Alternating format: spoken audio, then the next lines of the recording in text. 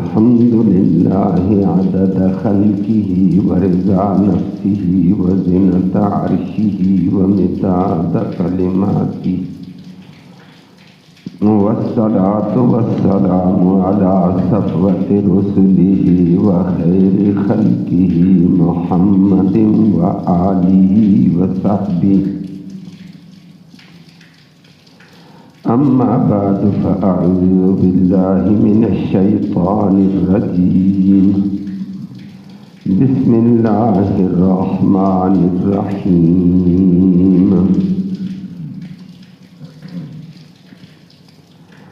ربنا إنك تعلم ما نخفي وما نعلن وما يخفى على الله من شيء في الأرض ولا في السماء. الحمد لله الذي وهب لي على الكبر إسماعيل وإسحاق إن ربي لسميع الدعاء. رب اجعلني مقيم الصلاة ومن ذريتي ربنا وتقبل دعاء. ربنا اغفر لي ولوالدي وللمؤمنين يوم يقوم الحساب. صدق الله العلي العظيم وبلغنا رسوله النبي الأمي الكريم.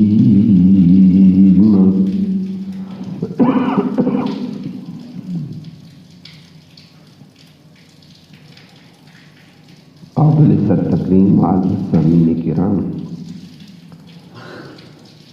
حضرت ابراہیم خلیل اللہ علیہ الصلاۃ والسلام کی دعاؤں کا تذکرہ اور ان کے شکریہ کا تذکرہ آپ سماعت کر رہے تھے کہ ابراہیم علیہ الصلاۃ والسلام نے عاجزانہ انداز میں اللہ سے دعائیں کی ہیں کہ اللہ مکہ کے شہر کو حرمت والا، امن والا بنا دے. اللہ مجھے بھی میری آنے والی اولاد کو غیر اللہ کی اصنام کی پوجا پاٹ سے بچا دے. اور یا اللہ جو میری اتباع کرے گا وہ میری اہل میں سے میرا ہے، اور جو میری نافرمانی کرتا ہے وہ تیرے حوالے، تو بڑا غفور رحیم ہے. اپنی رحمت سے تو فعل معاف کرے، کون پوچھ سکتا ہے. اور پھر دعا میں کہہ دیا یا اللہ اپنی اولاد کو وادی غیر ذی زرع میں چھوڑ کر جا رہا ہوں تیرے بھروسے پر، محرم عظمت والے، برکت والے، رحمت والے گھر بیت اللہ کے پاس. لیکن یا اللہ تو میری اس اولاد کو، آنے والی کو، نمازوں کو قائم کرنے والا بنا دے. اس مکہ اور بیت اللہ کی شہر کی طرف لوگوں کے دلوں کو مائل فرما دے. یا اللہ مکہ بیت اللہ کے آنے والے، مکہ کو آنے والے ہر ایک کو رزق وسیع عطا فرما دے. یہ ساری دعائیں اللہ رب العالمین نے قبول کی ہیں کہ مکہ اور بیت اللہ کے جانے والوں کے لیے دعا حضرت ابراہیم خلیل اللہ علیہ الصلاۃ والسلام سے نے آج سے تقریباً 5-6 ہزار سال پہلے کی ہے. 5-6 ہزار سال پہلے کی جانے والی دعا لگاتار قبول. اور کل بھی آپ کے سامنے ذکر ہوا، اللہ اکبر، کہ پوری دنیا ٹوٹ پڑی ہے ابراہیم علیہ السلام کی دعا کے ثمر سے. جس کے دل میں تھوڑا بہت بھی ایمان ہے وہ بھی تڑپتا ہے کاش میں بھی بیت اللہ کو جاؤں، اور میں بھی مکہ کے شہر کو جاؤں، اور میں بھی طواف کر سکوں، عمرہ کر سکوں، حج کر سکوں. جو ایک بار گیا وہ بار بار مائل ہو رہا ہے. اور پھر جو وہاں گیا، تھوڑے ہیں زیادہ ہیں، کبھی معیشت کی تنگی نظر نہیں آئی. ہر چیز وافر. ابراہیم علیہ السلام کی 5-6 ہزار سال پہلے کی جانے والی دعا کا ثمر آج بھی عام طور پر بھی عمرے کے دنوں میں مخلوق خدا ٹوٹی ہوتی ہے، پھر رمضان کے اندر عمرے کی ابھی جو خبریں آ رہی ہیں 1.5 کروڑ عوام بیت مکہ میں پہنچی ہے، 1.5 کروڑ، سمانے والا بھی سماتا ہے ان کو، اور پھر ان کو روزی بھی دے رہا ہے اور اچھی سی اچھی دے رہا ہے، ہر قسم کا پھل بھی مل رہا ہے۔ ابراہیم علیہ السلام نے یہی دعا کی، وَارْزُقْهُم مِّنَ الثَّمَرَاتِ، یا اللہ ان مکہ اور بیت اللہ کے رہنے والوں کو ہر قسم کا پھل عطا کر دے، اور دنیا کا ہر پھل بیت اللہ میں، بیت اللہ کے دائیں بائیں بیت اللہ کی زیارت کرنے والوں کے لیے موجود ہے۔ پتہ نہیں کہاں سے آتا ہے، حدیث میں تو اتنا آتا ہے، ابراہیم علیہ السلام نے جب دعا کی، یہ وادی غیر ذی زرع تھی، اور مکہ سے مدینہ تک آدمی جائے، دائیں بائیں جائے، سنگلاہ اور مکالی سیاہ چٹانیں، پتھر ہی نظر آتے ہیں، کہیں سرخ کہیں کالے پتھر، کچھ بھی نظر نہیں آتا ہے۔ لیکن اللہ نے ابراہیم علیہ السلام کی دعا کی وجہ سے شام کے علاقے سے ایک ٹکڑا زمین کو اٹھایا اور مکہ کے قریب ایک جگہ جا کر اس کو سمایا، اور جب شام سے چلا مکہ کے قریب بیت اللہ کے پاس ہے تو یہ صرف دنیا نہیں زمین بھی مائل تھی، اس نے بیت اللہ کے ارد گرد 7 چکر لگائے، 7 چکر لگا کر قریب فاصلے پہ جا کر سکونت کی ہے، اسی کو طائف کہتے ہیں۔ طائف کا معنی طواف کرنے والا، تو یہ طائف کے شہر نے بیت اللہ کا طواف کیا ہے۔ طائف کی یہ شہر تو شہر ہے، دائیں بائیں زرخیز علاقہ ہے اتنا جس کی کوئی حد نہیں ہے، اور عجیب عجیب قسم کا پھل جو دنیا میں نہیں پایا جاتا طائف میں پایا جاتا ہے، اور طائف سے مال آ گیا اور مکہ کی سرزمین کے اوپر آنے والی مہمانان خدا کو وہ سیراب کرتا ہے۔ یہ ابراہیم علیہ السلام کی دعا، بندہ جب عاجزی کے ساتھ اللہ سے دعا کرے اللہ قبول کر لیتے، اس کا ثمر ہوتا ہے۔ آج پیغمبر کی آگے والے کلمات کی دعاؤں کا ذکر ہے، اللہ کی عظمت بیان کر کے پیغمبر نے کچھ دعائیں کی، کچھ انسان کے دل میں حسرتیں ہوتی ہیں، کچھ آہ ہوتی ہے۔ پیغمبر نے بڑے عجیب انداز میں کہا، ربنا انک تعلم، او میرے پالنہار، میرے پروردگار، تو جانتا ہے ما وہ بات نخفی جو ہم نے چھپائی ہوئی ہے، دل کے اندر زبان پہ نہیں لائی ہے، تو اس کو بھی جانتا ہے، وما نعلن، اور وہ بھی جو تو جانتا ہے جو ہم ظاہر کر چکے ہیں۔ بلکہ ربا تیری طاقت، تیرا علم یہ ہے، وما یخفی علی اللہ، اللہ پہ مخفی نہیں ہے، من شیء، کائنات کی ذرہ برابر چیز بھی، فی الارض ولا فی السماء، چاہے وہ زمین میں ہے چاہے آسمان میں، ایک ذرہ بھی اللہ پہ مخفی نہیں، ہر ذرے کا اللہ کو پتہ، ہر چیز کا پتہ، ہر بندے کا پتہ، ہر چیز، ہر حیوان، ہر جاندار کا پتہ۔ تو ابراہیم علیہ السلام نے اللہ کے علم کو بھی بیان تو کیا، لیکن ساتھ ساتھ اشارہ دیا، اللہ یہ تو میری ظاہری دعائیں ہیں، کچھ میرے اندر دل میں رکھی ہوئی ہیں، تو ان کو بھی جانتا، ان کو بھی تو پورا کر، تو زمین آسمان کی ہر چیز کو جاننے والا۔ اور وہ کیا تھی، وہ دوسری جگہ قرآن نے ذکر کیا۔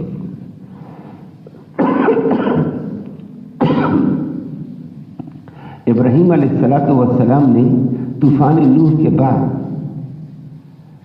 بیت اللہ کو دوبارہ تعمیر کیا، ساتھ ان کا بیٹا اسماعیل تھا۔ تعمیر کر کے کہا، یا اللہ عظمت والا شہر بیت اللہ جیسا مقام عظمت والا میں نے بنایا، اس عظمت والے مقام کے مطابق یہاں عظمت والا امام بھی بھیج، ربنا وابعث فیہم رسولا، یا اللہ اس مکہ کی دھرتی بیت اللہ کی شان کے مطابق عظیم قسم کا رسول بھیج جو یہاں کی امامت کے فرائض سر انجام دے۔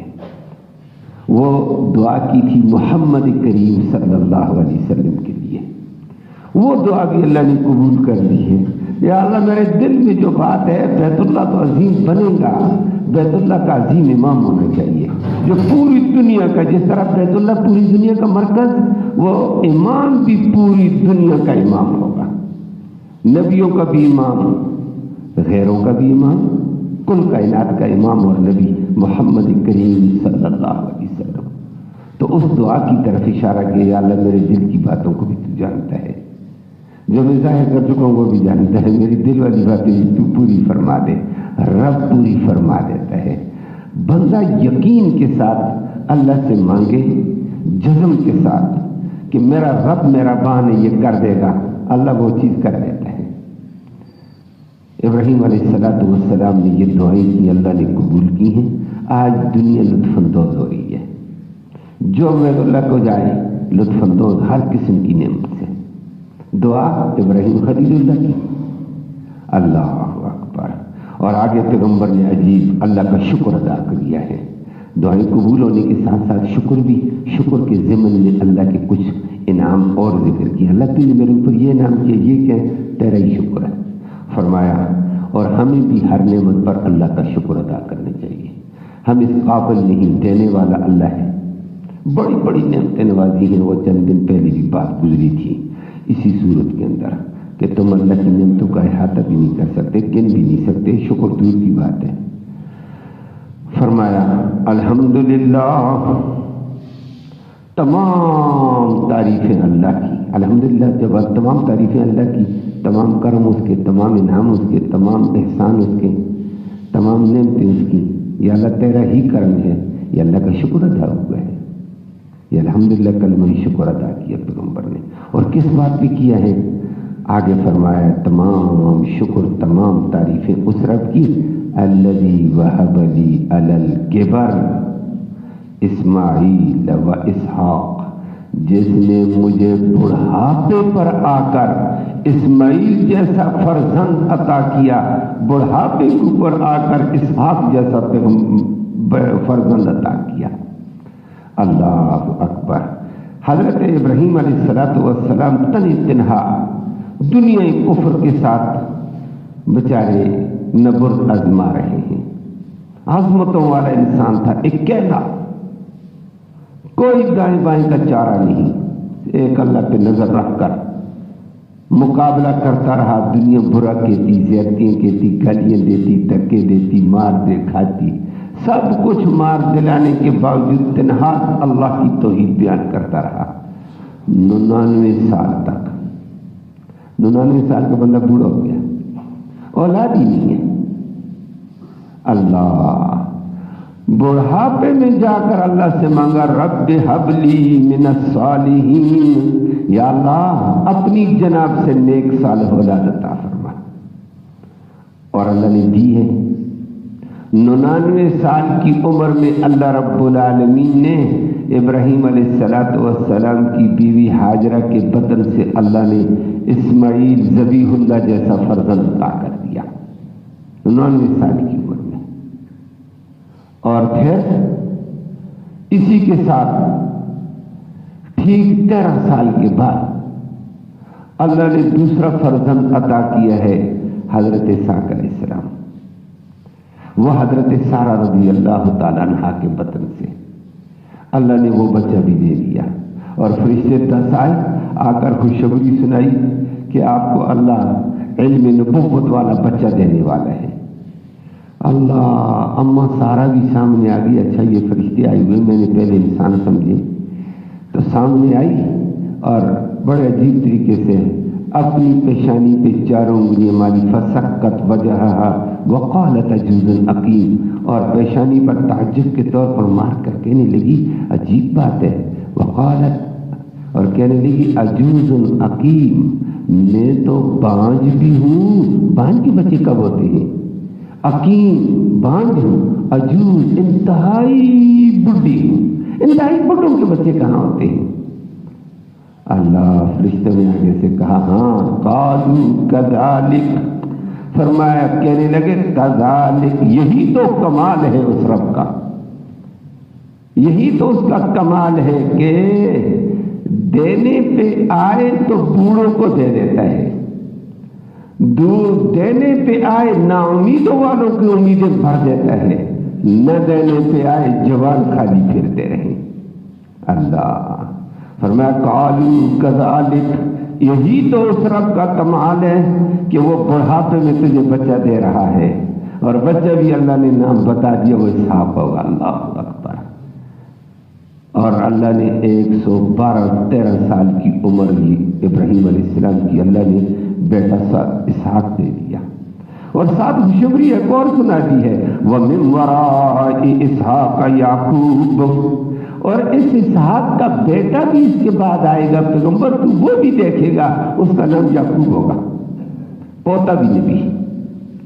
اب پیغمبر وہ شکر ادا کرتا ہے، یہ ہے اللہ کی طاقت۔ تو مرادیں بھرنے والا، چاہتے پوری کرنے والا، یہ صرف اللہ کی طاقت ہے اور کوئی بھی نہیں۔ 99 سال تک ابراہیم علیہ السلام جیسا پیغمبر بغیر اولاد کے، اللہ دنیا کو بتانا چاہتے ہیں یہ میرے فیصلے ہوتے ہیں اولاد کے بارے میں، جسے میں چاہوں عطا کر دوں، جسے میں نہ چاہوں کچھ بھی نہ ہو، خالی بیٹھا رہے۔ یہ نہیں ہے کہ تعویذ دے دو جی میرا بیٹا پیدا ہو جائے، تعویذ کے اندر کوئی کمال نہیں ہے کہ وہ بیٹا دے، بیٹا دینے والا اللہ ہے، یہ اس کے فیصلے ہوتے ہیں۔ اور اللہ رب العالمین نے اس کا ذکر کر کے فرمایا یَهَبُ لِمَن یَشَاءُ إِنَاثًا، یہ طاقت اللہ کی ہے کہ جسے چاہتا ہے بیٹیاں دے دیتا ہے، بیٹی ایک بیٹی، دوسری بیٹی، تیسری بیٹی، چوتھی بیٹی، بیٹیوں کی لڑکی۔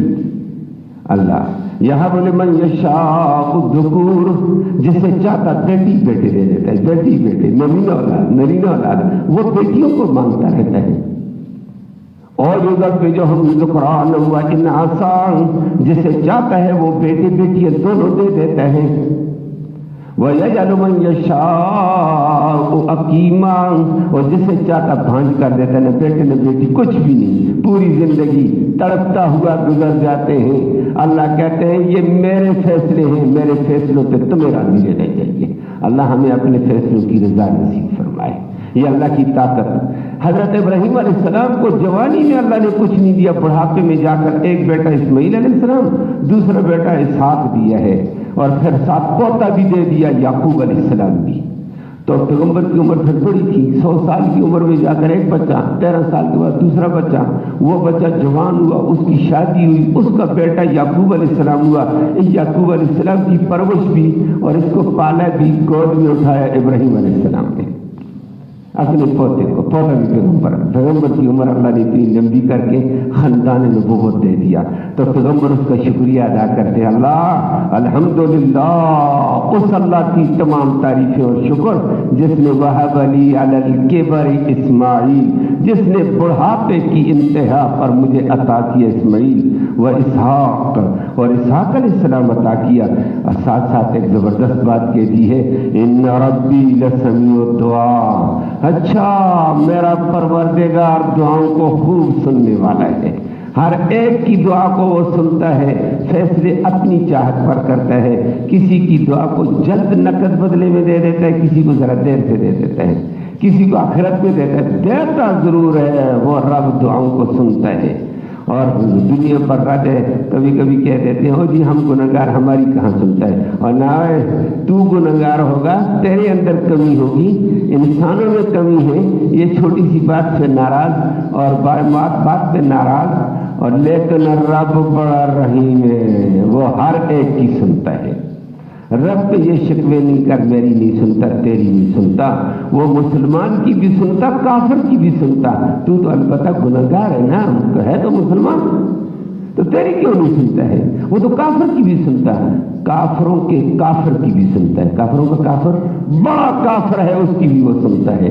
اور دنیا میں سب سے بڑا بے ایمان ابلیس ہے، لعین، جس نے دنیا کفر کو چلایا ہوا ہے، دنیا کو گمراہ کرتا ہے، مسلمانوں کو گمراہ کرتا ہے، ہر ایک کو گمراہ کرتا ہے۔ ابلیس کی نے بھی دعا کی، اللہ نے اس کی دعا بھی سنی ہے۔ اور پیچھے کیا رہے، یہ شکوہ کر دینا اللہ کے اوپر، وہ سنتا نہیں، نا اللہ اس ظلم سے بچائے۔ ہر ایک کی سنتا، مانگنے میں کمی ہو سکتی ہے، اس کے سننے میں قبولیت میں کوئی کمی نہیں۔ تو پھر عمر نے یہ دعا بھی کر دی، آگے مزید اپنی اور اپنی اولاد کے لیے، خاندان کے لیے وہ دعا کر رہے ہیں۔ دنیا کو بتایا کہ اللہ کی نعمتوں کا شکر بھی ادا کرو اور اللہ کے عاجز بندے بن کر اللہ ہی سے پکارو، اللہ ہی کو پکارو، اللہ ہی سے مانگو۔ اللہ اپنے در کا محتاج بنا کر اپنے در کا پجاری بنائے۔